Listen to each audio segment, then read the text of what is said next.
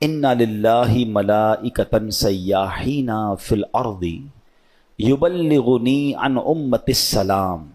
آقا فرماتے ہیں زمین پر کچھ فرشتے گھومتے پھرتے ہیں جو میری امت کا سلام مجھ تک پہنچاتے ہیں، یعنی ان فرشتوں کی ڈیوٹی یہ ہے کہ وہ امتی کا سلام بارگاہ رسالت میں پہنچاتے ہیں۔ اچھا، یہ تو عام دنوں کی بات ہے۔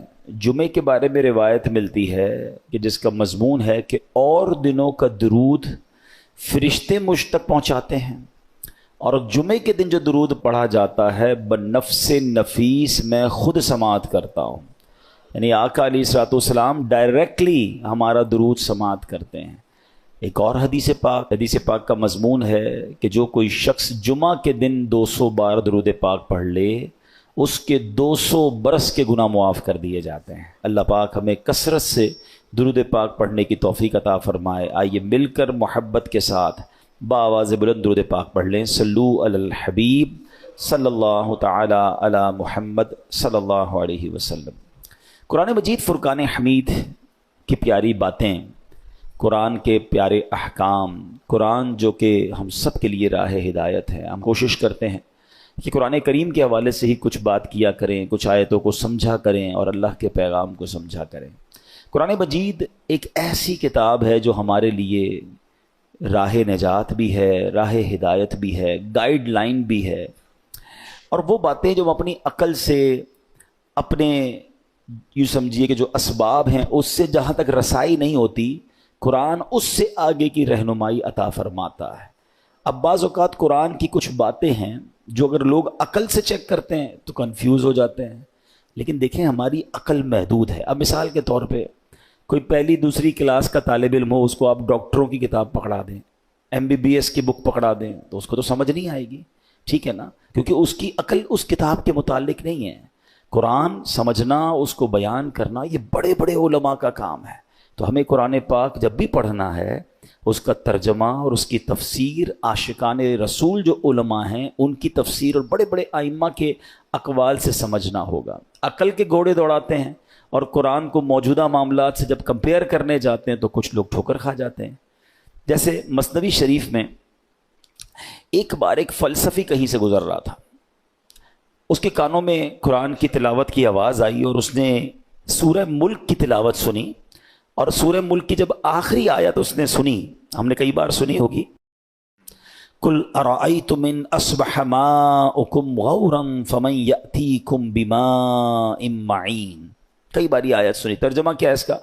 آسان ترجمہ قرآن کنز العرفان، تم فرماؤ بھلا دیکھو تو اگر صبح کو تمہارا پانی زمین میں دھس جائے تو وہ کون ہے جو تمہیں نگاہوں کے سامنے بہتا ہوا پانی لا دے۔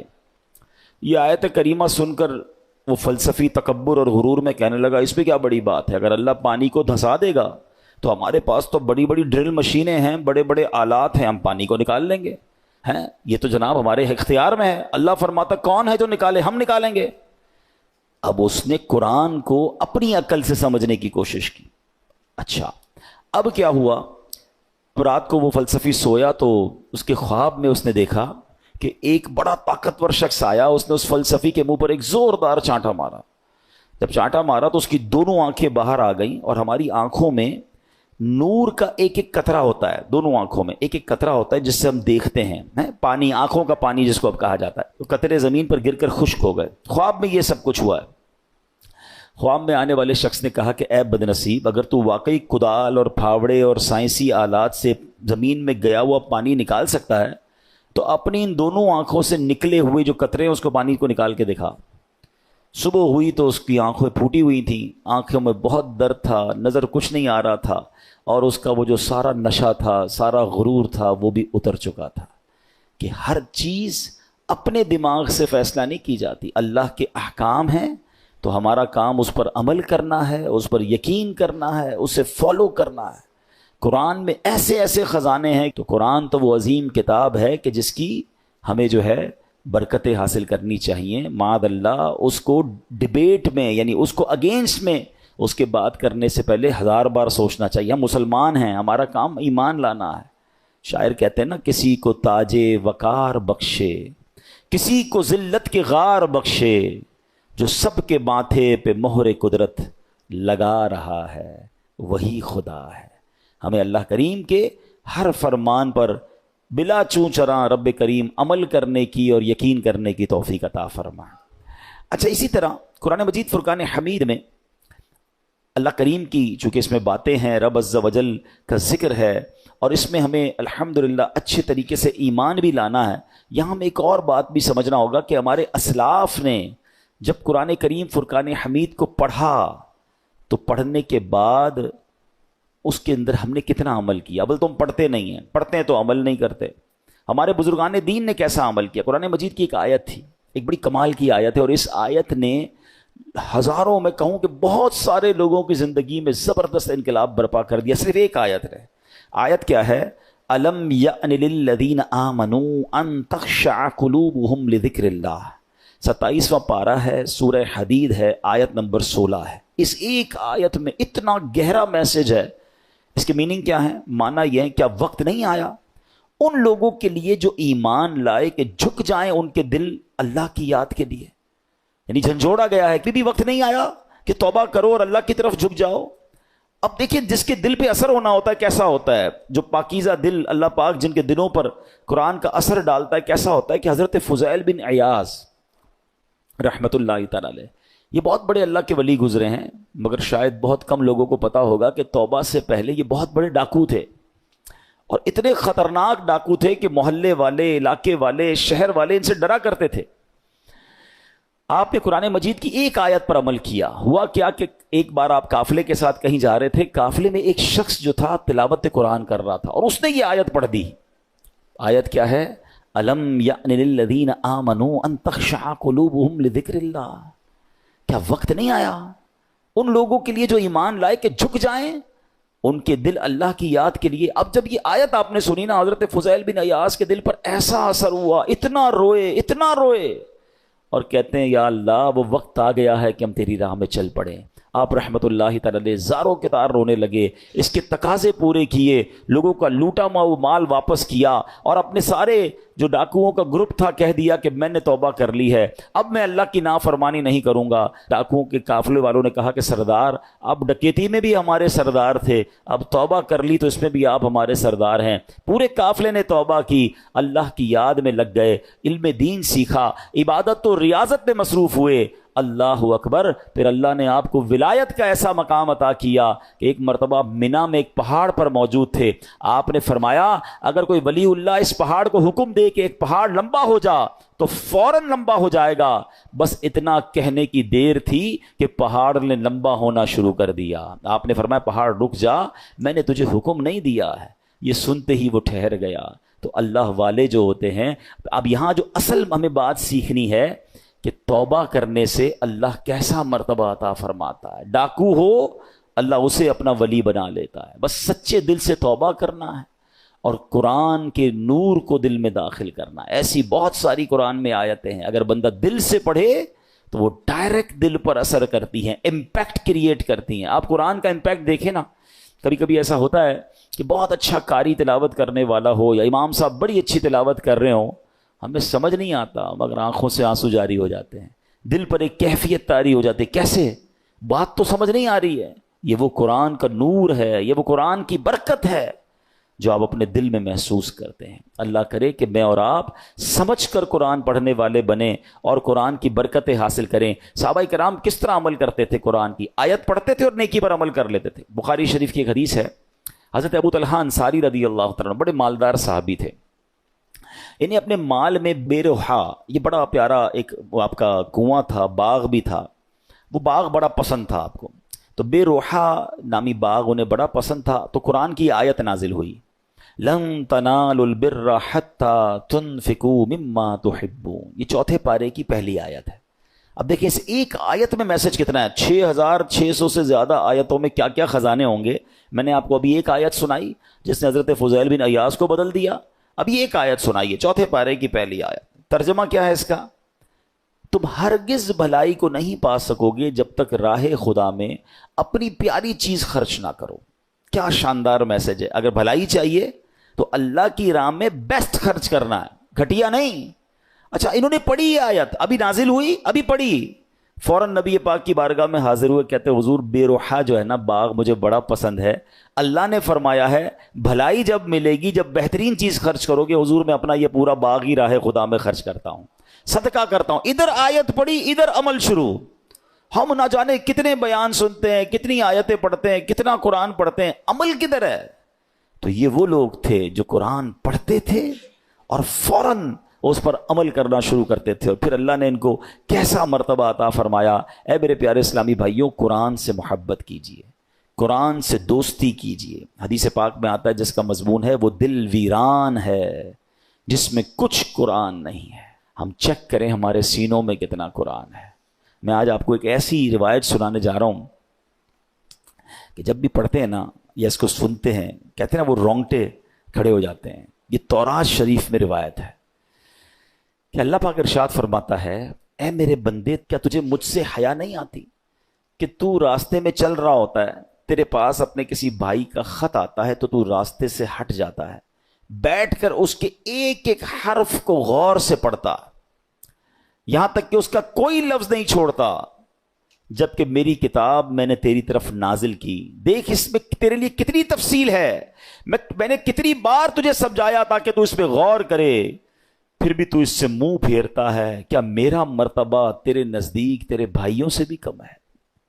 اب آج کے دور میں ذرا سمجھیے گا، ہم کہیں جا، بلکہ نماز پڑھ رہے ہو، ابھی مسجد میں ہمارے موبائل پر میسج آیا، میسج آنے کی ٹیون آئے ہیں، بیل بجے، واٹس ایپ آیا ہے، پتہ چل گیا ہے، اب دل میں خیال آنا شروع ہوگا، پتہ نہیں کس کا ہوگا، کیا لکھا ہوگا، کیا پیغام ہوگا، جلدی سے موبائل نکالو، چیک کرو، مس نہ ہو جائے، کال آئی ہے فوراً دیکھیں گے کس کی آئی ہے۔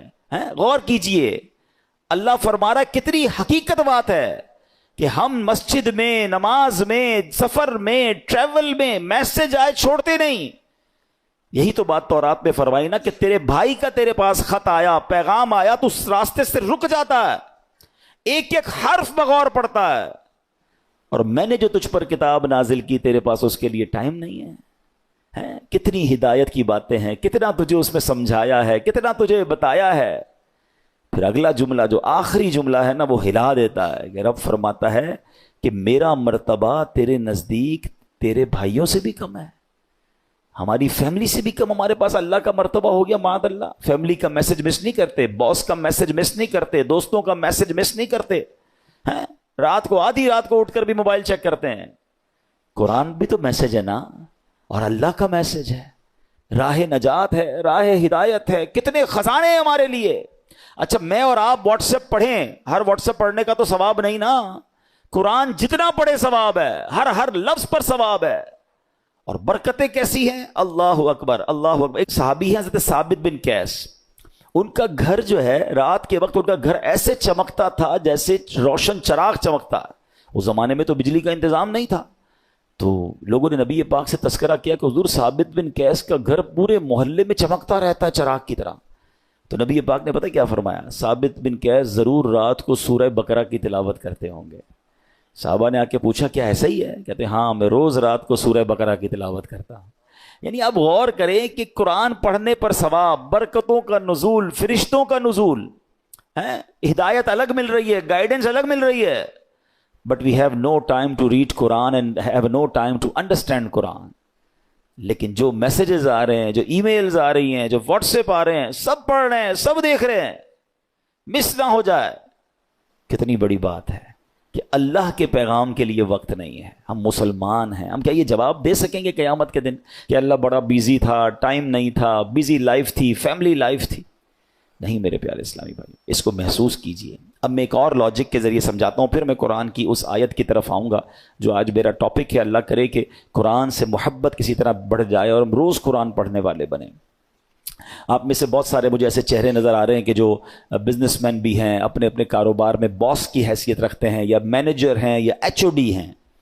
ہم کیا کرتے ہیں نارملی رات کو سونے سے پہلے ہم اپنے مینیجر کو، اپنے امپلائی کو کچھ میسیجز کرتے ہیں کہ بیٹا صبح اٹھ کے یہ کام کر لینا، یہاں سے چیک اٹھا لینا، فلاں فائل وہاں دے دینا، بینک میں یہ پیسے ڈلوا دینا۔ 5 7 8 کام دے کے آپ فری ہو گئے۔ آپ کو پتہ ہے اب جب میں اٹھ کر کھانا وانا کھا کے بریک فاسٹ کر کے آفس پہنچوں گا یہ سارے کام ہو گئے ہوں گے، کیونکہ اس کی ڈیوٹی یہی ہے۔ اب ایک دن آپ صبح اٹھے اور آپ نے فون کیا کہ میں نے آپ کو کام دیے تھے وہ سارے ہو گئے، وہ کہے کہ سر وہ آپ کا میسج نہیں سن سکا، مجھے بتائیں آپ کا کیا رپلائی ہوگا؟ اور اگر بڑے اہم کام، بڑے امپورٹنٹ کام آپ نے دیے ہوں اور وہ آپ کو یہ جواب دے دے کہ ٹائم گزر گیا بینک کا، وہ جو فیس جمع کروانے کا ٹائم تھا وہ ختم ہو گیا ہے، آج چالان جمع کرانے کی آخری ڈیٹ تھی وہ ختم ہو گئی، اور بندہ آپ کو جواب یہ دے میں نے سنا ہی نہیں آپ کا پیغام، بتائیں آپ کا کیا جواب ہوگا؟ آپ کتنا ناراض ہوں گے کہ تمہاری ڈیوٹی تھی، تمہاری تو جاب ہی یہی تھی کہ میرا میسج سنتے، تمہیں پتہ ہے کتنا نقصان ہو گیا، کتنا شاؤٹ کریں گے آپ، کتنا ناراض ہوں گے۔ آپ کا کوئی میسج نہ سنے آپ کو برا لگتا ہے۔ مجھے 40 سال ہو گئے، کسی کو 50 سال ہو گئے، کسی کو 30 سال ہو گئے اس دنیا میں آئے ہوئے، سب کے گھر میں قرآن ہے، سب کے گھر میں اللہ کا میسج آیا ہوا ہے، کیا آپ نے پڑھ لیا ہے؟ آپ نے سن لیا ہے؟ آپ نے سمجھ لیا ہے؟ سوچیں، اللہ کی بارگاہ میں اگر اللہ ناراض ہو گیا تو ہم کدھر جائیں گے؟ نہ کریں ایسا۔ یا تو ایسا ہوتا نا کسی بھی چیز کا ٹائم نہیں ہے، سب چیزوں کا ٹائم ہے، سوشل میڈیا کا ٹائم ہے، فیملی کے لیے ٹائم ہے، کھانے پینے کا ٹائم ہے، نوکری کا ٹائم ہے، گھومنے پھرنے کا ٹائم ہے، دوستوں میں جانے کا ٹائم ہے، اب تو جم ٹائم نیا آ گیا ہے جناب، جم ٹائم ہے، واکنگ ٹائم ہے، سب ٹائم ہے آپ کے پاس۔ افسوس یہ ہے کہ قرآن ٹائم نہیں ہے۔ سوچئے، یہ قرآن سے دوری اچھی نہیں ہے۔ آپ کو پتہ ہے جب میں اور آپ قبر میں جائیں گے نا، سارے سافٹ ویئر آف لائن ہو جائیں گے، جتنے سافٹ ویئر ہم کھولتے ہیں نا، قرآن قبر میں بھی آن لائن ہوگا۔ حدیث پاک میں آتا ہے سورہ ملک جو روزانہ رات کو تلاوت کر لے، یہ 30 آیتوں والی سورت وہ ہے جو قبر میں آ کر عذاب سے بچائے گی۔ مگر اس کا بھی ٹائم 6-7 منٹ لگتے ہیں سورہ ملک پڑھنے میں، لیکن اس کا بھی ٹائم نہیں ہے۔ اچھا، اگر میں قرآن نہیں پڑھ رہا، اب آپ اس کا امپیکٹ سوچئے گا، اگر ہم قرآن سے دور ہو گئے تو ہمارے بچوں کا کیا حال ہوگا؟ آہستہ آہستہ یہ نسلیں تو دور ہوتی چلی جائیں گی نا۔ اگر میرے بچے قرآن پڑھنے والے نہیں ہوں گے تو اینڈ آف دا ڈے مجھے ایصال ثواب کیا کریں گے؟ کیا سوشل میڈیا کھول کر ایصال ثواب کریں گے، یا قرآن پڑھ کر میری قبر پر آ کر فاتحہ پڑھیں گے ایصال ثواب کریں گے؟ سوچئے، اپنے گھر میں یہ ماحول بنائیے، میں بھی قرآن پڑھوں، میری فیملی بھی قرآن پڑھے، انہیں نظر آئے کہ گھر میں قرآن کی تلاوت ہوتی ہے، پھر قرآن انڈرسٹینڈ کریں۔ اب تو بڑا آسان ہو گیا ہے، اب تو اردو زبان میں ترجمے موجود ہیں، ٹرانسلیشنز ہیں، ماشاءاللہ دعوت اسلامی نے تو قرآن کو اتنا آسان کر دیا ہمارے لیے کہ ترجمہ قرآن اور پھر تفسیر قرآن صراط الجنان، یہ اتنی کمال کی قرآن پاک کی تفسیر ہے، ڈیٹیل تفسیر آسان اردو میں، پھر اس کی اپلیکیشن بھی بنا دی ہے، آپ سرچ بھی کر سکتے ہیں کوئی ٹاپک، کوئی آیت، کوئی موضوع، اور آپ کو اس کے تحت قرآن پاک کی تفسیر مل جائے گی، اپنے موبائل میں ڈاؤن لوڈ کر لیں، فری آف چارج ہے۔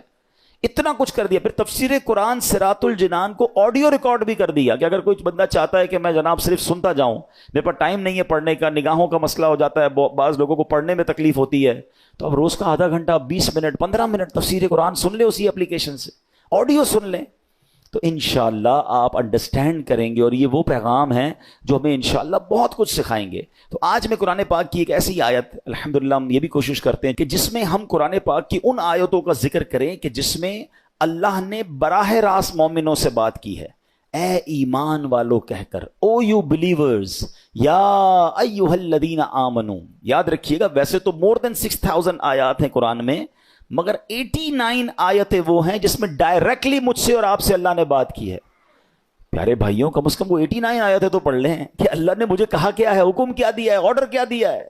اب انہی میں سے ایک آیت آج میں تلاوت کر رہا ہوں، یہ پارہ نمبر 4 ہے، سورہ آل عمران ہے، اور آیت نمبر 200۔ اللہ ارشاد فرماتا ہے، یا ایھا الذین آمنوا اصبروا وصابروا ورابطوا واتقوا اللہ لعلکم تفلحون۔ ترجمہ قرآن، اے ایمان والو صبر کرو، اور صبر میں دشمنوں سے آگے رہو، اور اسلامی سرحد کی نگہبانی کرو، اور اللہ سے ڈرتے رہو اس امید پر کہ تم کامیاب ہو جاؤ۔ اس میں 2-3 بڑے پیارے میسج ہیں۔ اس آیت میں ارشاد فرمایا، اے ایمان والو نیکیاں کرنے، گناہوں سے بچنے کی مشقت، دنیاوی مصیبتوں اور آفتوں پر صبر کرو، اور جنگ کی سختیوں کے موقع پر صبر کرنے میں کفار پر غالب رہو، صبر و استقامت میں ان سے کمتر ثابت نہ ہونا، اور اسلامی سرحد پر اپنے جسموں اور گھوڑوں کو کفار سے جہاد کے لیے تیار رکھو، اللہ تعالیٰ کی اطاعت پر کمر بستہ رہو، اور تمام احوال میں اللہ تعالیٰ سے ڈرتے رہو، اور اس امید پر کہ تم جہنم سے نجات پا کر جنت حاصل کرنے میں کامیاب ہو جاؤ۔ اب یہاں میرے پیارے اسلام کچھ الفاظ کے ذرا تفصیل سے معنی۔ صبر اور مصابرہ کا معنی، صبر کا معنی ہے نفس کو اس چیز سے روکنا جو شریعت اور عقل کے تقاضوں کے مطابق نہ ہو، اور مصابرہ کا معنی ہے دوسروں کی ایذا رسانیوں پر، کوئی تکلیف پہنچائے تو اس پر صبر کرنا۔ یاد رہے صبر کی 3 قسمیں ہیں۔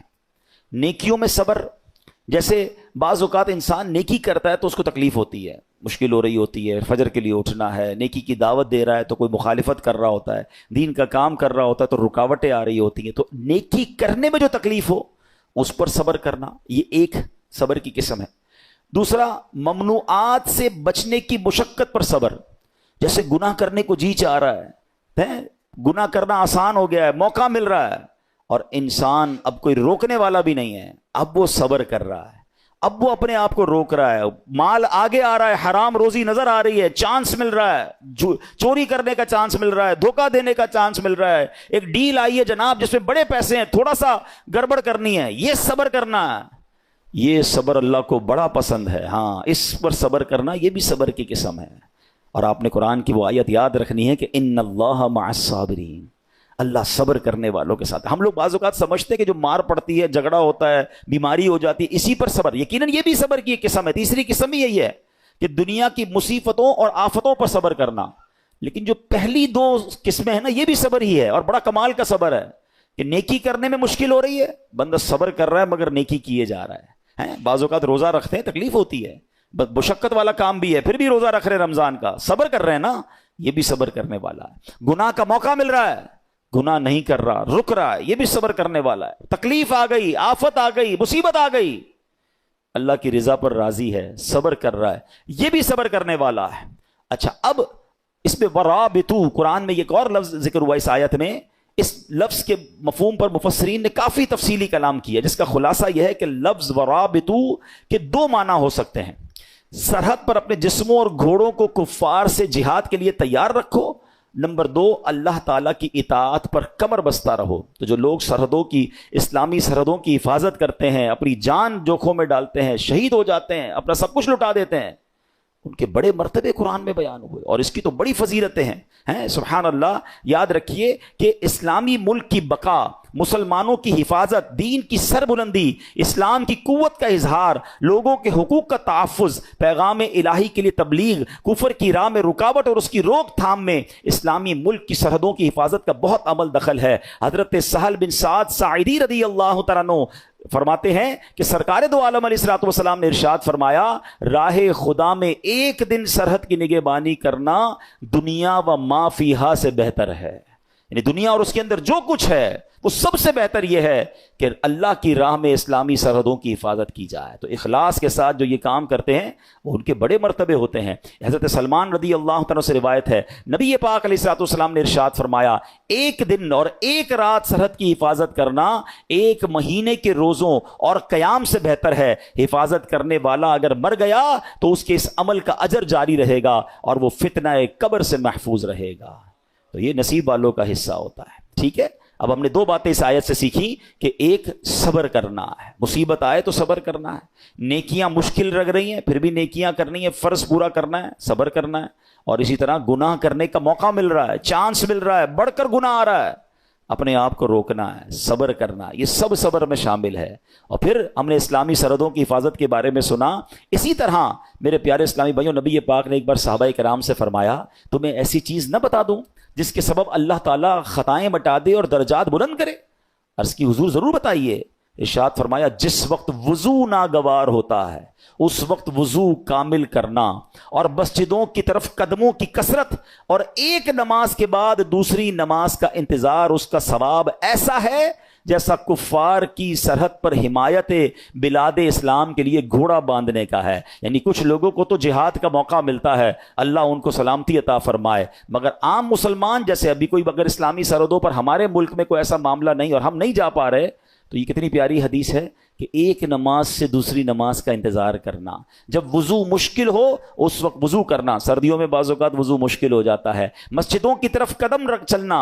تو آقا فرماتے ہیں اس کا ثواب ایسا ہے کہ کفار کی سرحد پر حمایت بلاد اسلام کے لیے گھوڑا باندھنے کا۔ تو اے میرے پیارے اسلامی بھائیوں، قرآن پاک کی آیتوں میں ہم سب کے لیے بہت سارے میسج ہیں۔ آج بڑا مسئلہ یہ ہے کہ ہمارے اندر سے صبر ختم ہوتا جا رہا ہے۔ آج بے صبری کا دور ہے۔ چھوٹی سی مشکل آ جائے، چھوٹی سی پریشانی آ جائے، ہم شکوہ کرتے ہیں، ہم شکایت کرتے ہیں۔ یاد رکھیے، سب کو بتا کر صبر نہیں ہوتا ہے۔ بعض اوقات ہمارے ساتھ کوئی پرابلم ہو، پورے محلے کو بتایا، ارے بھائی بڑا مسئلہ ہے، کاروبار ڈاؤن ہو گیا ہے، طبیعت بالکل ٹھیک نہیں ہے، فلاں نقصان ہو گیا ہے، سب کو بتا کر آخر میں کہتے ہیں جناب میں تو صبر ہی کر رہا ہوں۔ یہ صبر نہیں ہے۔ صبر پتہ ہے کس کو کہتے ہیں؟ میں جانوں میرا رب جانے۔